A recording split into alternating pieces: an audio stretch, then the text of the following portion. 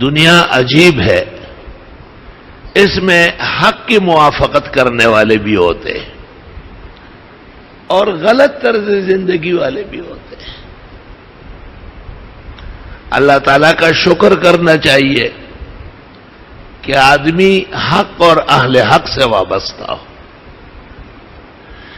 ایک آدمی اتنی بڑی تقریر کرتا ہے اور اتنے بڑے مقالے پیش کرتا ہے اور دعویٰ یہ ہے کہ آدم علیہ السلام سے لے کر عیسیٰ علیہ السلام تک جو پیغمبر ہے ہمارے امام ان سے افضل ہو، کلہ صاف اردو میں کہہ رہا ہمارے امام افضل ہے۔ امام کون ہے؟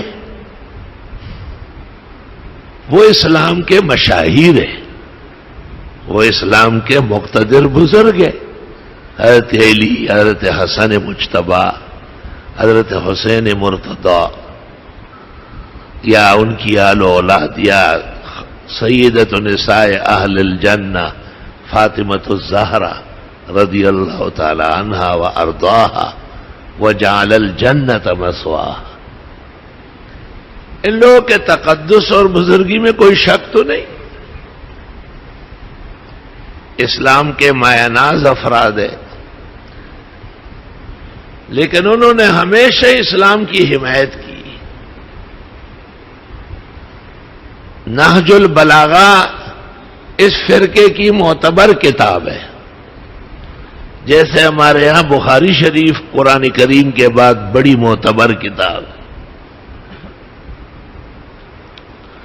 نہج میں لکھا ہوا ہے ابن ابی الحدید کے نسخے میں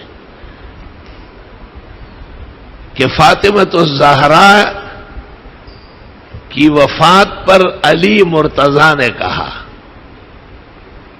کہ صدمہ تو اتنا ہے کہ رونا شروع کر دوں تو آنسو کی نہریں بہہ جائے، لیکن یہ جائز نہیں ہوگا۔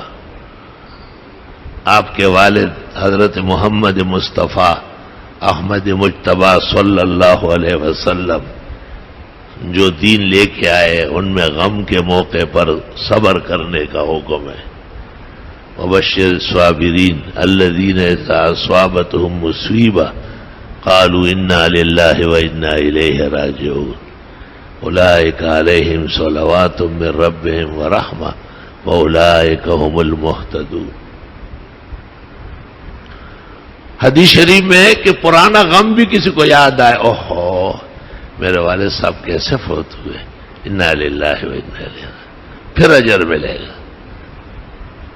اوہو میری والدہ صاحبہ کس تکلیف اور درد میں دنیا سے گئی، انا للہ وانا الیہ راجعون، باقاعدہ اجر ملے گا۔ مسئلہ لکھا